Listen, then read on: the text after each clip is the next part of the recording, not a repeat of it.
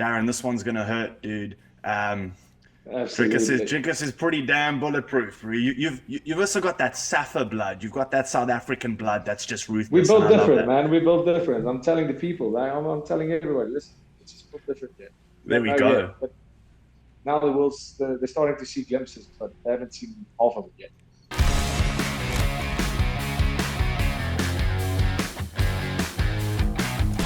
What is up, everyone? Welcome back to Storytime, the most comfortable podcast on the planet. Thank you, Vetsak. As you can see, we are here in the showroom. Our guest today, unfortunately, couldn't be here in person with us because he is taking on the UFC, taking on the fight world, and completely annihilating people one at a time.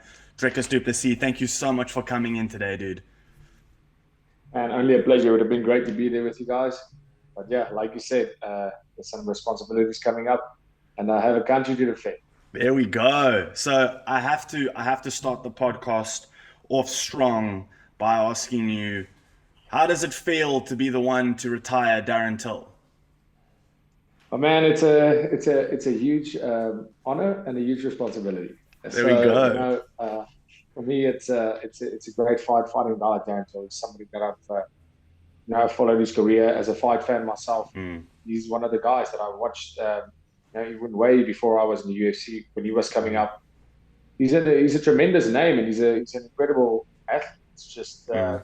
he's not ready for what's coming. Yeah, and I think I was obviously doing a whole lot of research into his past fights, into where he's at the moment, and it seems like as of recently, over the past, I would say 2 or 3 years in the UFC, he's been struggling quite a bit. And I know in an interview you'd mentioned you weren't sure what side of the fence you were sitting on in terms. Do they think that this is Till's opportunity to come back in and prove himself, or is this the opportunity for you to do the same thing and take on a big name, annihilate it, and kind of carry your career through? How are you feeling now in terms of each side of that conversation? How's it starting to look for you?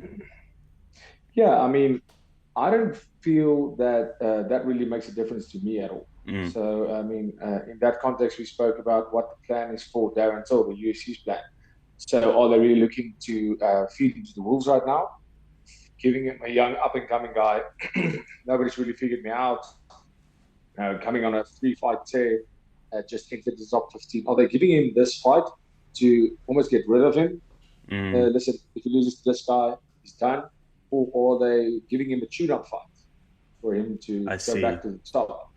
So, I mean, that's all on their side. For me, that doesn't really matter. For me, what matters is going in there and if it's on either side of the fence, is pleasing them or displeasing them. If they want Darren to have a tune-up fight, this is not the fight they should have chosen. And if Yeah. this is a fight to propel me, even better, because that's how I see it. I see this is my biggest opportunity yet, and not necessarily the best opponent, definitely the biggest name. Mm, And I think this is my big break. Obviously, the Brad Tavares fight was a massive break for me into the top yeah. 15 as a South African, and now fighting a guy like Darren Till, even though the rankings right now he's not at the top, but used to be. He's more not at the top because of his inactivity, Mm. but the name Darren Till, he's one of the most well-known fighters in the whole organization, the whole world. So for me to go out there and perform, it's gonna not that we're not on the map. That's just gonna cement it for us. Yeah, because I think looking at your past fights, and I've actually written them down. What key points in each fight were outstanding. I mean, obviously the whole fight's incredible, but there's there's this ability that you have to maintain such composure, but at the same time be such a savage, such a dog in the fight. Is that strategy or is that personality coming into a fight? Yeah, I think it's a little bit of both. My strategy is uh, well, number one, win the fight, and also right next to that, strategy is always has been. It's that comes where the personality part comes in. The way I train, the way I am as a person. Mm, When I go for it full speed. So you've never have and probably never will see me in a boring fight because when I go out there, I put in all the hours. I put in tremendous work in training to mm, go out and I train the grappling and the wrestling and the striking. I want all that to show when I fight. I want to go out there and leave it all in there. like losing a fight's one thing. It's part of the game. But going out of the fight, winning or losing, and not feeling you left it all in the cage, that's a waste of a whole camp. That's a waste of people's money, and that's a waste of your own mental health to go out there and feel you could have done more. Yeah. So Yeah. every time I step in the cage, I'll go out there and I'm from the word get-go. I mean, I do get tired, but I know let's try to keep up if you can. So it's about leaving it all in there and going out there. And that's, like you said, part of my personality too. I go hard and fast in everything I do. Yeah. I try to do it as hard and as intensely as I possibly can. And intensity is the word that I would use to describe my style. It's an intense, a very energy intensive style. And when you fight somebody with that kind of energy, and you realize I'm never slowing down, even up until the end, that's when it starts to break. It starts to break people. And even though my face looks composed, and even though I look tired, the decisions that I make in a fight, I'm not just going out there and trying to fight. It's well thought out. It's a game plan we have when we go out there, but in a fight, game plan changes very fast. But it's also, in other sports, you stick to your game plan. You have almost the ability to say, okay, if you take rugby, for example, under the high ball, this team has a weak point here, a weak point there. Similar to fighting, but at the end of the day, in fighting, the best technical guy is not necessarily winning the fight. There's also the factor of fighting. No matter what game plan or how technical you are, it's still a fight. So at the end of the day, it's still that primitive. You have to get down, get to the primitive side of yourself, and being able to say, listen, this is do or die, and willing to put your life on the line and willing to take a life if you have to get that win. And that's the primitive side you have to have when you go in there. No matter what game plan, no matter how technical you are, how technical the guy is, it's still a fight. And we are not playing MMA. We are fighting. And that's what it is. And that's the way I go out there and I perform. I go out there and I fight my opponents. I don't compete against them. Do you, looking at Darren Till stepping into this, obviously you've done all your research, you've been following him for years. I mean, all of us have. He's a huge name. Is there a strategy or a game plan that you think he's going to be coming in with that you're ready to kind of match up against? Yeah, I think, I believe Darren Till, he's been training with Kamzat, training the wrestling, training the grappling side of things, where we saw him in the past being part of his weakness. So, yeah, he went and tried to figure that out.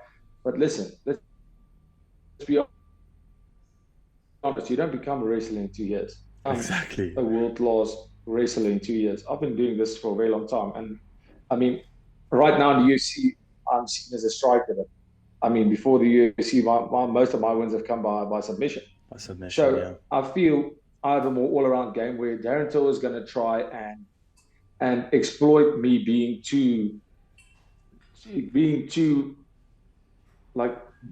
much on the attack. He's going to look for that counters.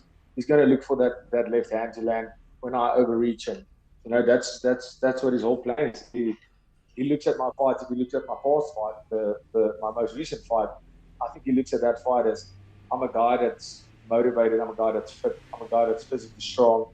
I think in one of his interviews, he actually mentioned that himself, and that he has a perfect game plan for that, whereas his accuracy and timing and speed might be the answer for that, and waiting for me to overreach on punches and waiting for me to almost throw myself off balance, and that's when he will counter and use his speed, his striking, his left hand to try and capitalize on that. But every fight I come in as a new person. That's why it's hard to figure me out. I believe I go out in every fight and I fight a different style, because it's hard to figure somebody out that doesn't really know what I'm going to do myself. Exactly. So I think for him, he's waiting for that one mistake. And listen, this is the fight game. Mistakes will be made. That's how it works. But it's about capitalizing. And then the whole other factor is, when I do come forward and lunge at you with strikes, to say I'm just going to counter those strikes is one thing. In theory, it's a very good way of looking at it. But until you feel the power of one of those punches, and then you realize, listen, this is not good. So we interrupt this episode to thank our partners, Vetsak. Vetsak wake up every morning with one goal, to make the world a more comfortable place. Our ultimate goal is to make one-of-a-kind, quality, practical furniture that brings a little extra comfort and ease into your life. So if you're tired of sitting on a shitty couch that's rock hard and you just can't get oozy and comfortable into, come to Vetsak, use the discount code below and make your purchase. Thank you, Vetsak. Now back to the episode. Well, that's kind of what I've envisioned in my head. Is ball goes off for round one, you guys square up, and that first right hand stings him, and it's that wake up alarm of like, oh shit, this guy didn't come to play. And I think that I'm not sure if it's because you have such a fresh new career within the UFC, or because you're from South Africa and you're a foreigner stepping into the American market, but there's this underlying huge surprise that you've given the world of like being the underdog, and you've proven it every single time that you're here not to fuck around and here to prove a point. And watching your past fights against Trevin Gillis, your jiu-jitsu and wrestling skills were incredible, from rolling back and forth to changing submission to changing position. It was incredible. But then matching up against Brad Tavares, the right hand power and that spinning punch, it was a completely different fight game. And so you have this combination of the two that I think is going to be quite shocking for him, because if countering is the idea, the power of that right hand and your energy and your ruthlessness alongside fitness is going to carry right through any counter. And when he does get tired and try to get close in and go for the takedown, all your jiu-jitsu and wrestling skills kick in. So like, where's the shortcut for him? I don't think there is one. Absolutely, I hear what you're saying, and like, I see his point, because if we match physically, in terms of physicality, there's no way he matches up. No. He knows that, like in terms of strength, endurance, and if he makes this fight almost a clinch fight, his clinch, Darren Till's clinch is not bad at all. He has a very technical clinch, but Yeah, just the sheer power, I think, is going to be a problem for him. I'm honest with you when I say, if we are in a grappling and wrestling exchange, even if technique comes into play where Darren Till does manage to stop a takedown once or twice, it doesn't matter, because I'm still going to be coming. And not saying that the takedown is the plan. I'm just saying, if he initiates a clinch game, then I think physically that will be in my advantage. So exactly like you said, if your game plan is only countering, then you are only relying on my mistakes. But what if I'm not making any mistakes? Exactly. What if there aren't mistakes? What if everything's methodically planned out and now suddenly 100%. shit, like counter isn't an option? Yeah. No, and we are constantly chasing. I'm constantly chasing that perfect performance, and every fight I step in there and I'm better than the previous one. So that's. I don't plan on making a mistake in this fight. I'm not planning on making one mistake. So if his whole game plan is surrounded by me making a mistake for him to counter, it's going to be a very long night for him at the office. Yes. But also that being said, I'm putting all the eggs right now. How I'm talking, like he's only going to come for counters. Maybe Darren Till is looking to prove something and show that he is still right up there with the top in the world, and he wants to come out guns blazing. And believe me, I'll be ready for that too. Yeah, there's a difference in yourself and Darren Till's approach leading up to a fight in terms of an outsider looking in, where with yourself, there's this really cool mystery to your training and your strategy pre-fight. Whereas with Darren, he's taken more of the approach where he's very verbal and very social across social medias, and you can kind of pick up that, oh, he is with Kamzat a lot. What does he specialize in? What skills is he providing into the camp? Oh, he's training in Indonesia. He's in Thailand.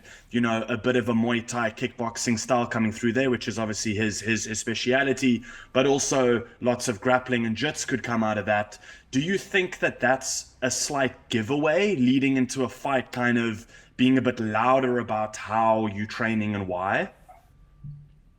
Well, I think if you look at a guy like Darren Till, if you look at me, in terms of game plan, there's no I don't fight with a specific game plan. We simply don't. And as a team, we don't prep like that. So even if I wanted to give away some of my game plan and overspoke and like, just slipped out something, there's nothing really that I'm going into any fight ever saying, listen, this is what mainly we're going to be focused on, because that's not the way we fight, because that means I'm preparing for something that I think my opponent might do. I'm not preparing for that. I'm preparing for doing what I set out to do. I have to go out and win this fight, whether it be knocking him out, submitting him, or just ragdolling him in wrestling and winning by a decision. For me, winning is the main focus, and doing it in an exciting manner. So for me, for him, I believe if you looked at Darren Till's past fights, who is Darren Till as a fighter, and is he going to change that after all these years? That's not going to happen. Darren Till's not going to turn into this guy that tries to take me down and beats me on the ground, because even though you might think that's a flaw in my game, being on my back, getting taken down, he doesn't have the capability to do that. And he's not going to, I don't care if you spend 2 years with Khabib, you're not going to be able to learn that in 2 years. I'm sorry, I've been doing this he's been doing it for a long time too, but he's been fighting the same style for so long. He's not going to be able to change that. I'm excited for the post interview after the fight, where he's made comments before saying that he's not scared of anyone until Yael Romero walked in the arena, and he was like, "Oh, not that guy." And I think this is gonna go. You're gonna see that post interview of like, not that guy again either. So incredible fighting, again, incredibly talented, but Darren, this one's gonna hurt, dude. Dricus is pretty damn bulletproof. You've also got that Safa blood. You've got that South African blood that's just ruthless. We're both different, man. We're both different. I'm telling the people. I'm telling everybody. Listen, it's just both different here. There we go. But now they're starting to see glimpses, but they haven't seen half of it yet. I love that. Going into the States, starting your career in the UFC, it obviously, I'm sure as everyone else's, it doesn't come without shortcomings, mistakes, and people pulling out and fights being postponed. There was a lot of talk around yourself and Kelvin Gastelum for that fight that was set out, I think, sometime in last year. And 3-4 days prior, he pulled out of some suspicious injury, apparently. I'm not entirely sure what went down there. And you've obviously been in full prep, flown overseas, done your weight drop, done all the cutting to get into shape for that. What was that experience like as being, I'm sure you've had opponents pull out before, but Kelvin Gastelum's a big name, incredible fight. It would be amazing to see the two of you match up again. Is that still something on the cards for the future? Is that still something that you're excited for? That fight, actually funny, because I actually flew over to fight somebody else, and that's how that whole exchange, that's what made it so hard, is I actually had another opponent.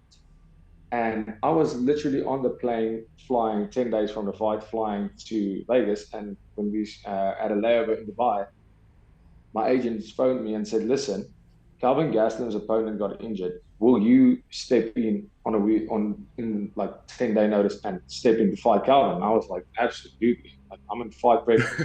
I would love this opportunity. It's amazing. I would have fought in like 25 ranked guy fighting Kelvin Gastelum, the title challenger, ranked number 9. Of course, I'm ready for that fight. And they said, cool.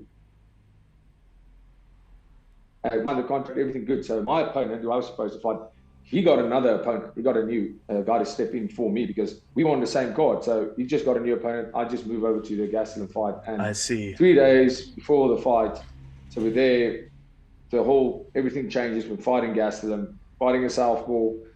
Now, I mean, there's nothing major that's going to change, but the weight cut still has to be made. We've already made the trip. Everything's done. And 3 days before the fight, he pulls out from the fight. So what made that hard was, on a mental aspect, is I've had guys pull out before, and I've had fights being cancelled on a 3 weeks notice, 2 weeks notice. I've had that happen. That happens. But, if you come into the mental battle, you've done the hard work, done the hardest sparring that happened 2 weeks before a fight, 3 weeks before a fight. You've done the hardest part of the whole fight is making the weight. Yeah. Getting there, making the weight, all the adjustments to your sleep patterns, because we have a 9-hour time difference. Almost like all the sacrifice you made to get there. Then you get this insanely good news that you're fighting Kelvin Gastelum. You give up your fight. So think about it. You're getting paid to fight. So I'm giving up my potential paycheck to fight this guy. Exactly. For a better paycheck to fight Kelvin Gastelum. And making quite a bit, because I'm from South Africa, quite a bit of expenses that for me, take my whole team over there, the hotels, living, all that kind of stuff. But it's all worth it because you're getting paid after the fight. Yeah. And here you go, and never mind the money. Let's forget about the money. Just now I have a plan in my career. I have fights to get. I have a ladder to climb. I want to get to that top spot. And 3 days before the fight, weight cutting is already in progress. It's tough. And your opponent pulls out 3 days out. They're not going to get, if the opponent pulls out 2 weeks from your fight, the UFC is probably going to get you a new opponent. Mm. And especially at that stage when I was ranked like number 20. But if your opponent pulls out 3 days before a fight, nobody's going to be able to make weight first on a 3-day notice. Nobody's going to be willing to face a guy on 3 days notice who's had a whole camp. You're not in camp, and the amount of fitness, the fitness you have, and the being fit is one thing, and being fighting fit and ready to fight is completely different. So nobody's going to put their records or their, put themselves out there for a ridiculous, for a guy. Nobody really knows his style. They haven't figured this out. He just knocked 2 guys out. Nobody's going to put themselves out there. They're not going to find me a fight. I see. So if Kelvin Gastelum didn't want to take that fight, he should have just said, cool, my opponent's hurt. I'm also actually hurt, so let's not take the fight. So I would have kept my opponent. Everything would have been good. But, so that's where I wasn't really happy about that, but that's long forgotten. I mean, everything works out the way it should always. And it was a route for bigger things. And then here I am, I fought Brad Tavares, which I believe would be a much more tough fight than a Kelvin Gastelum would have been for me. Kelvin Gastelum was too small to fight. If Kelvin Gastelum was in there with me, he doesn't have it to fight me. Brad Tavares is truly one of the best fighters, the toughest fighters, and most durable fighters in the whole UFC. He's been there for, we had 21 fights. He's just an incredible fighter. I was shocked at how many hits he could take. I couldn't believe it either. It was insane. Guys with half of those shots with 16, 18-ounce gloves that go down. No, he's an incredible, and I mean, I don't want the easy route. I don't want to go the Alex Pereira route where, he's the champion. He's an amazing fighter, but I don't want to get the easy route to the title. I want to fight the hardest guys and be ready when I fight for the belt. I don't want to get the false confidence that I'm ready to be the champion of the world, because listen, that's no easy task. I want to know when I step in there to fight the champion for the belt that I've faced the toughest guys in the division to be there, and I deserve to be there. Yeah. So, I mean, I got the Brad Tavares fight, and now I'm fighting Darren Till. It couldn't have played out any better. It's a beautiful plan. On Pereira now being champion and Adesanya losing the title to him, just from the perspective of another fighter, how are you feeling on that fight? What was your takeaway from that fight? Because to be honest with you, I had everything betting on Adesanya, and I walked into the fight going, oh, please, he's got this in the bag, and was so shocked. I mean, yes, Pereira was slightly kind of saved by the bell there in that first round, shook him a little bit, came into the second round still a little bit wobbly. And that for me was the first sign of, here we go. Adesanya's got this in the bag, and it was such a turnaround. And Pereira's known as a comeback kid. What was your takeaway after watching that fight? Gee, if I have to be honest with you, I also had Adesanya probably winning the fight. Yeah. Actually, on all the slips that guys asked me, what do you think here? What do you think here? What do you think here? I said, I think if you want to be a risky better, bet on Adesanya to win via submission. Wow. Because I was looking at these guys, and it was close. He had his back, just good to think it. I said, Adesanya has 24 pro MMA fights, where Pereira has 6 pro fights. So Pereira he's an incredible striker. He's massive. Mm. I've seen him in real life too. He's massive in the way. He's a big boyki. Yeah. He's a big dude. And Adesanya, he has beaten Adesanya twice in stand-up, and that's Adesanya's go-to game. He doesn't have anything else in his arsenal. He has striking. So we've seen he's been training MMA for 10 years, maybe. Yeah, 10 years, easily. He's been fighting MMA for 10 years. Pereira, not. He has been fighting for maybe 3 years. He made his UFC debut a year ago. So I just said the team that Adesanya has behind him, that City Kickboxing, they have Alex Volkanovski, they have really, really good wrestling. They have the Hickman bros coaching the wrestling. I know them very well. I've trained with them too.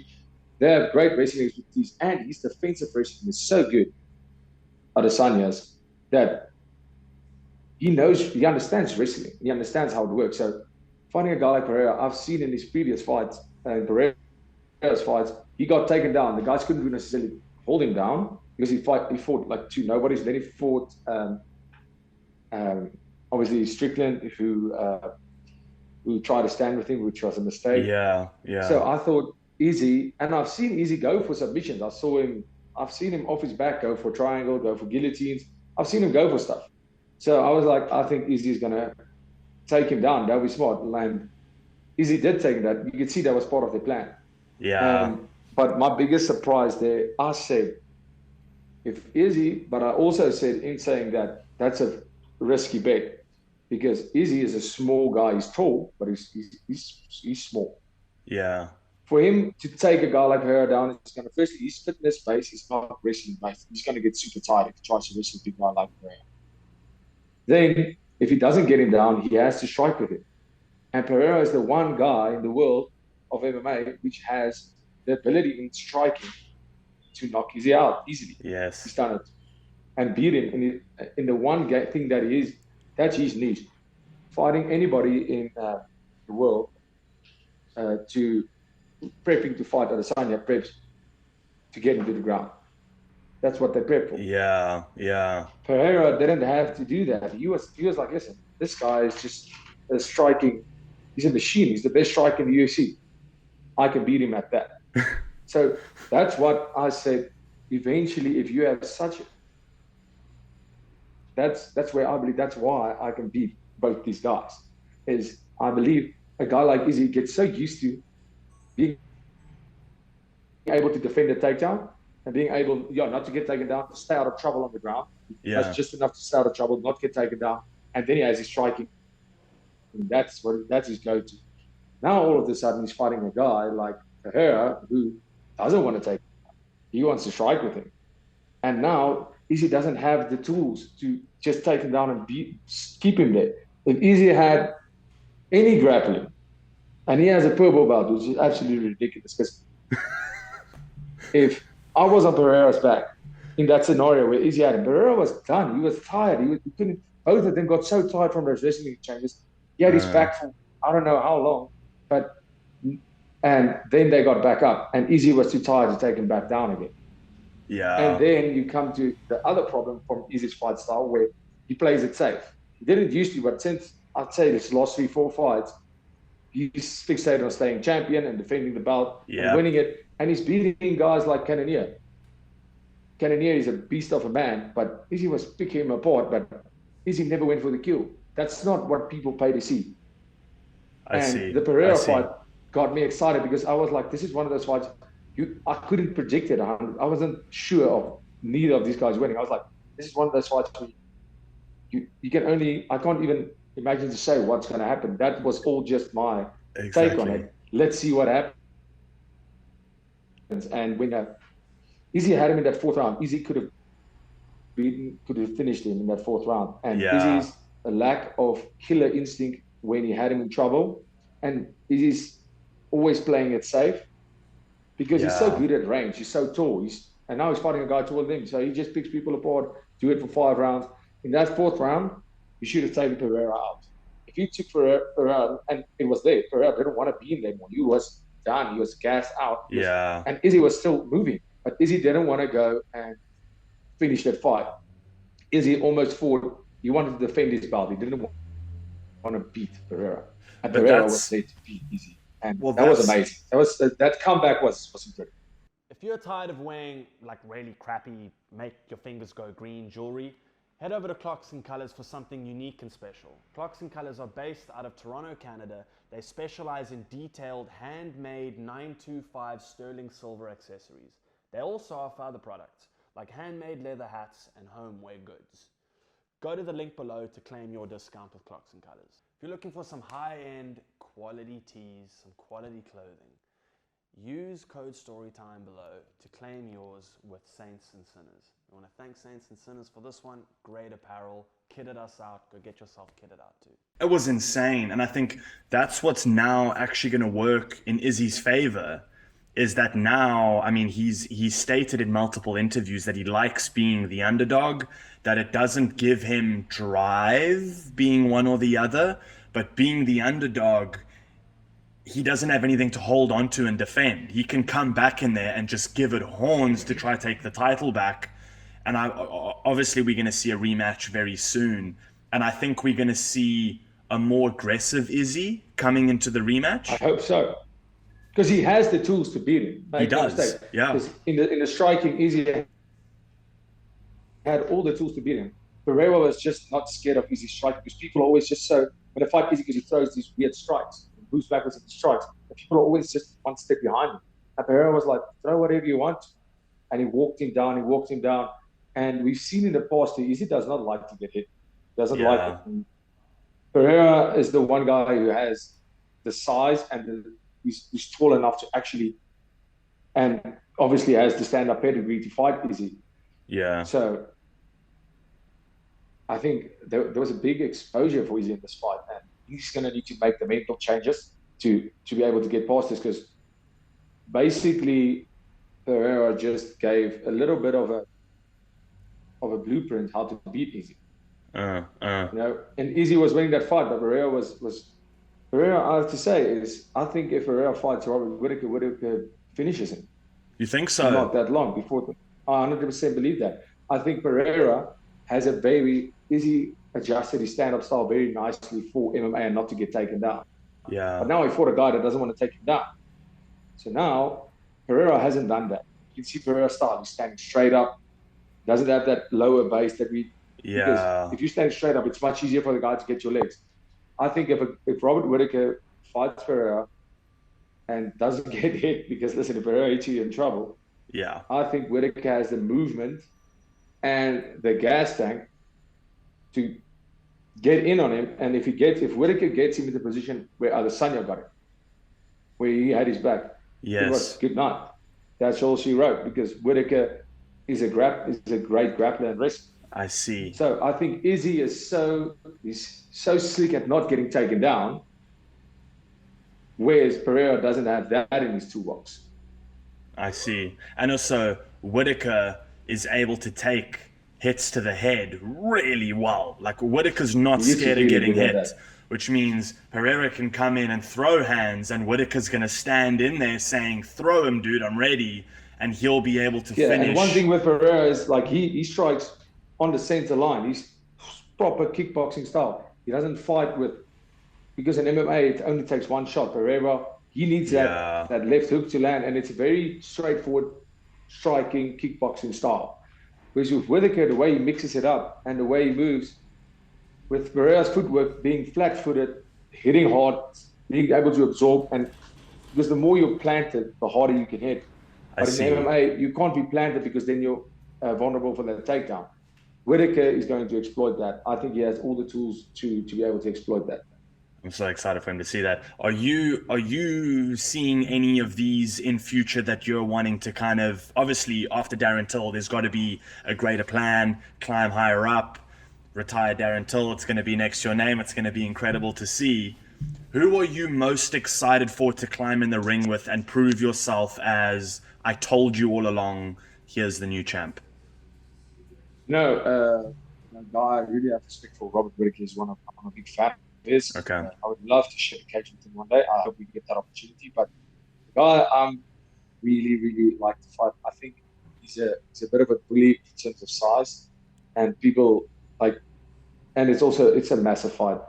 Although I don't know if he's going to be sticking around. Is Paulo Costa? I would love to fight Paulo Costa. Really? I smash Paulo Costa because he's a big guy and he's so used to like people being scared to fight him because of his size. And I think if he sees me if we face off, he's going to realize I'm not as big as I thought. I'd love that. And I'd love to see that. He's almost a guy that goes forward and intimidates guys, and takes a punch and throws hard. He really does. But I think, like we said, Safa's built different. If you can hit me, I can hit you harder. It's easy. That's what I love. Also, Safas have, it's in the blood to not just be big, but to be thick. To be tough and thick, and guys like Whitaker, the bone structure, man. Exactly. Guys like I don't know if it's like a Southern Hemisphere thing. I'm sure other places have something similar as well. But like the Aussies, New Zealanders, just like solid, strong people, and you can see it in stance and in shape. And when you climb in the ring, even when you've done a weight drop, you can still see that you've got this density to muscle that obviously leads towards that crazy powerful right hand that you have, which is literally every time we watch your fights, I watch the right hand and I'm waiting. And I'm waiting for that right hand to fly. It's the coolest thing ever. Looking at you coming out of South Africa, obviously, I have to ask some South African questions. You've been very proud about being South Africa, which is incredible. What would you say is your number one thing that you miss about being at home? My number one thing I miss at being at home is my family, 100%. Okay. I'm a very close man to my family, my mom, my dad, and my two brothers. So, we're still a very close family. My brother, both of them, we are best friends, always have been. I'm the youngest of three brothers. And, that's just how we got brought up. I mean, we see each other every weekend. I go home to my mom and dad and my brothers. So, that's one thing. And this whole career, like, I have the most amazing support structure in my family. They are my biggest fans, biggest critics. And, my brothers see me. I'm the youngest of the three brothers. But my brothers honestly see me as unbeatable Superman. I love that. Like, if you would speak it, they think I'm the best, like the hardest, baddest ass guy in the world. And my dad gets so nervous, and we are all super competitive. Both my brothers had SA colors in judo.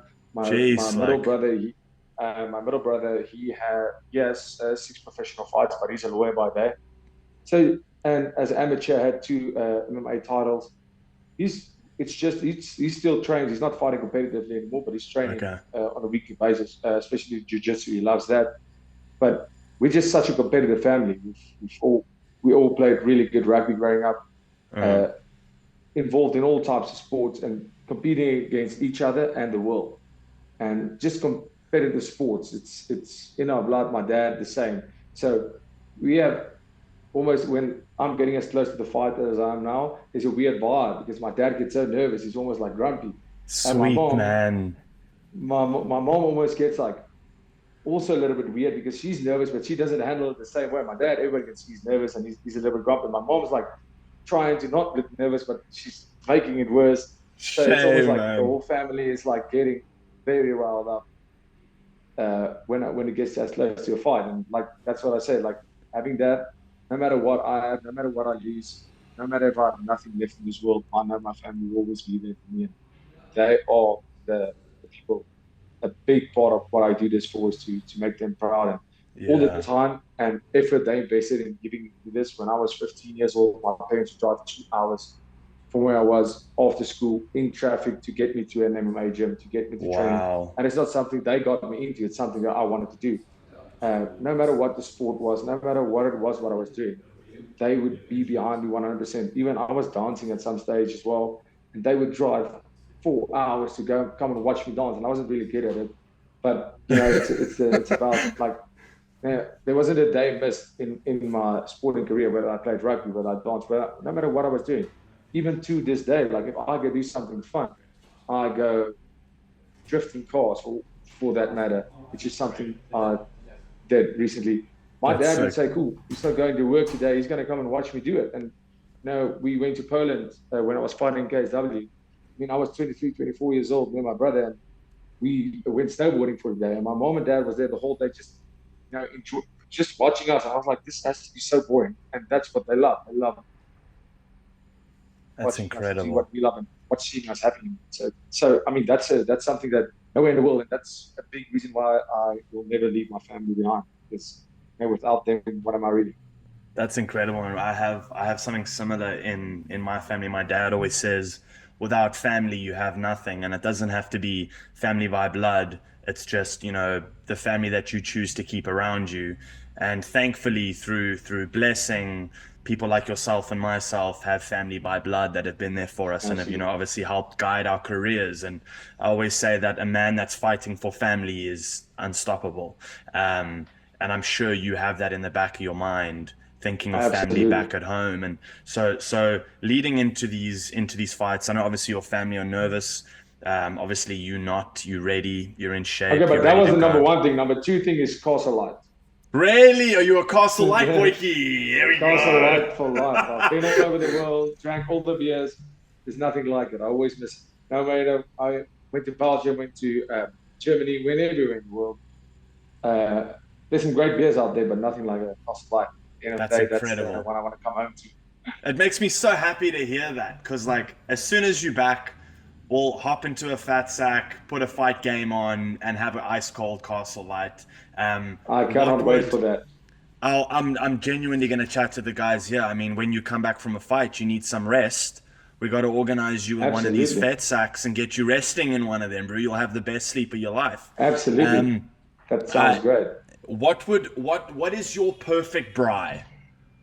Like, plot out the perfect Dricus Du Plessis braai for me. Perfect, right. Yes. Okay.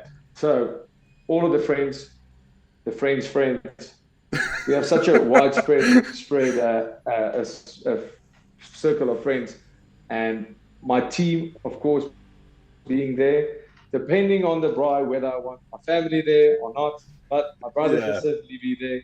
Because obviously there's a change of pace when my parents are there. of But course.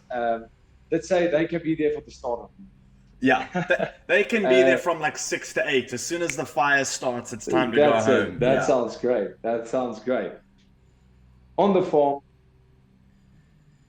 music pumping from Afrikaans to techno. Don't There we really go. care. There we go. I love all of it. And a keg of Castle Light. It's never Yes. ending. And tequila shots for every third Castle Light just to keep the energy up. Yes. That's That sounds perfect. like the bride. Oh, and probably the meat as well.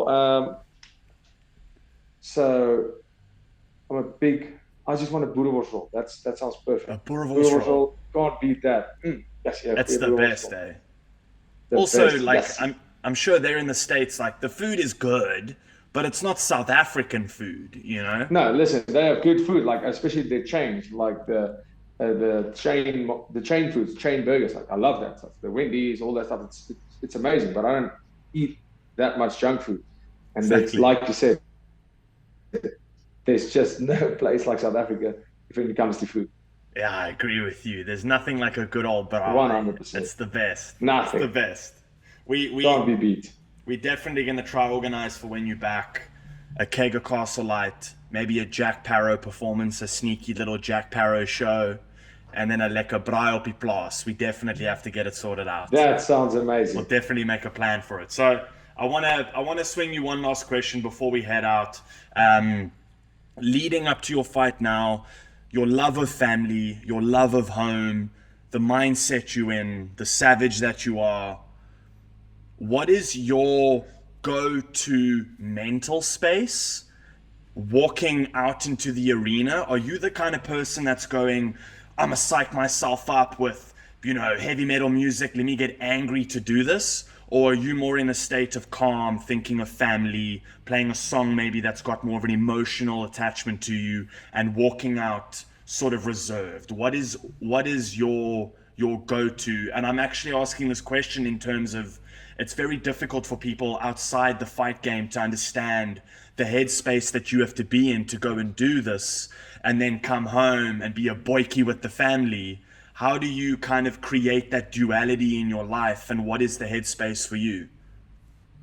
Yeah, absolutely. That's a great question because I don't think people understand when it comes to playing sports, it's one thing, but when it comes to fighting in front of the world, and I go out there with the mindset that I'm willing to die when I go in there. Like, Yeah. kill me if you have to, but I'm going to do whatever it takes. And believe me, I'll do the same to you.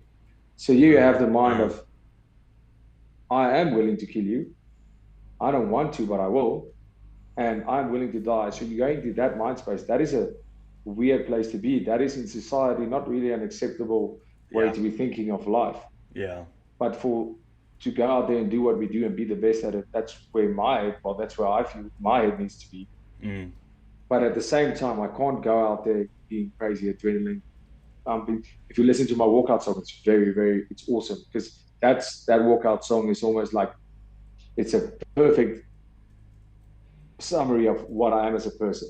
Sick. Going crazy, liking rock star, going loving fighting, going full speed, but also before I go out, the nerves is incredible. Always have been the same since my first fight as an amateur to now, because it's not the fear of any other man. I have no fear of any other person in this world, except maybe my mom. She's a little bit scary. Of course. But it's the fear of disappointing myself, my family, the people that are supporting me, and obviously thinking of all the sacrifice that I made to be here and all the work that I put in to make sure I win this. There's always a chance of loss because the guy I'm fighting has done the same. And that's where that mindset comes in, where you have to say, I don't care if he did the same. Is he willing to die or kill? Because I'm willing to do both. And the music of choice there is my music. You'll be very surprised to hear that I listen to Afrikaans music a lot of the times. Really? When I'm just before I walk out, I'll listen to some classical music too, like more of a dramatic classical music. Okay. Because it almost gets me in that calm space, but also very focused. Gets me very focused. And obviously, like the Afrikaans music comes in the form of proper Afrikaans music, patriot music. Like being patriotic.